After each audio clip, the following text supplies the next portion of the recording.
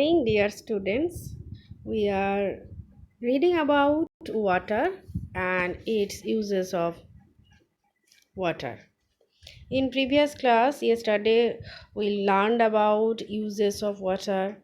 So, what we have learned, we learned that we need water for our daily activities like from washing face and hand, teeth in the morning, then for washing utensils, clothes, for cleaning rooms, cars, for cooking food, for making medicines, and many other things are made by using water. So huge amount of water is used in industrial areas for making different things and also used water for different purposes. So without water we have seen we cannot live a day. All the living things need water, they drink water, and without water we cannot digest the food. So water is very important for us. That is why water is called life. Today we learn from where do we get water. Some natural sources are there.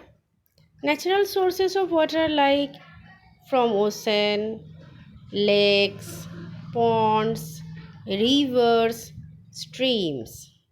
You know ocean, the bulk amount of water is there, and the earth, most of the portion is occupied by ocean.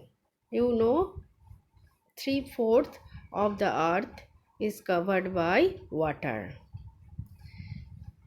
From river also we get water, from pond we get water, lakes we get water, and streams. Streams means the small current of water, that is called stream. In Bengali it is called Jalodhara.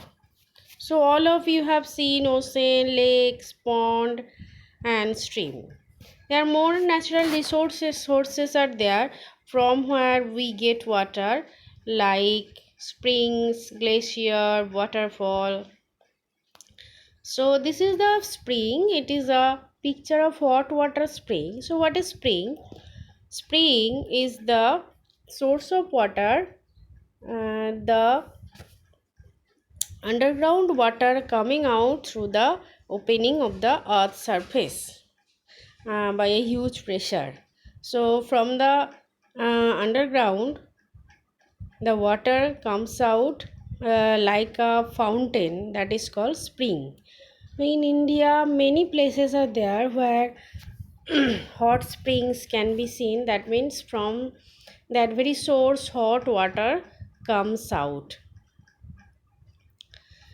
So from here also we get water. Then waterfall, you know, it is called in Bengali Jaloprapat. From there also we do get water.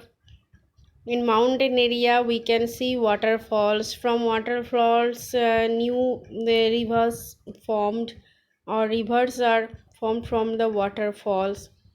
Here is also underground water is coming out of the surface through cracks and flow on the surface of the earth. Sometimes it is seen that by melting of glaciers or ice from high mountain peak the waterfall forms.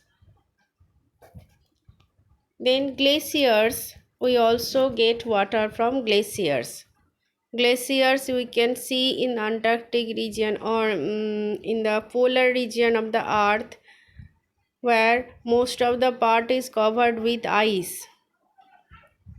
So by melting of the glaciers we get uh, water. Even in Himalayas such glaciers are there from where rivers formed, like Gangotri glaciers from where the Ganga river formed.